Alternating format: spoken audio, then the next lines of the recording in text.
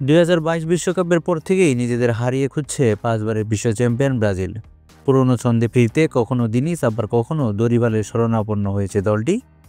তবে দুইবারই ব্যর্থতার মুখোমুখি পড়তে হয়েছে লজ্জায়।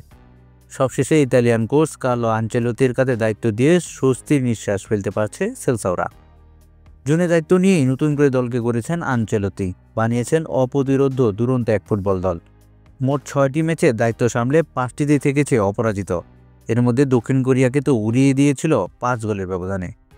সবশেষ ম্যাচে জাপানের কাছে হারলেও তাতেও ছিল ভালো ফুটবলের আধিপত্য।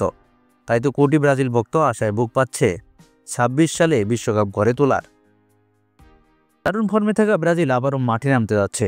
চলতি মাসে 2টি প্রীতি ম্যাচ খেলবে হলুদ জার্সিধারীরা, যার জন্য ইতিমধ্যে দলও ঘোষণা করেছে ব্রাজিলের কোচ কার্লো আনচেলোত্তি। যদিও সে দলে জায়গা হয়নি নেইমার, অস্কার, কুদিনোদের মতো তারকাদের, তবুও দারুণ এক স্কোয়াড নিয়ে মাঠে নামবে সেলসাওরা। আগামী 2 ম্যাচে ব্রাজিলের প্রতিপক্ষ হলো আফ্রিকার 2 পরাশক্তি সাদিও মানের সেনেগাল ও বিশ্বকাপের আন্ডারডগ তিউনিসিয়া। এই 2 ম্যাচকে সামনে রেখে ইতিমধ্যে লন্ডনে ট্রেনিং শুরু করেছে ক্যাসেমিরো এস্তেভাওরা। জেনে রাখুন, ব্রাজিলের প্রথম ম্যাচটি অনুষ্ঠিত হবে 15 নভেম্বর। সেনেগালের বিপক্ষে রাত 1টা 30 খেলবে ভিনি ও রদ্রিগোরা।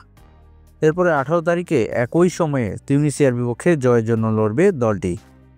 তো বন্ধুরা, কি মনে হয় আপনাদের, ব্রাজিল কি পারবে জিততে? আপনার মূল্যবান মন্তব্য জানিয়ে দিন কমেন্ট করে।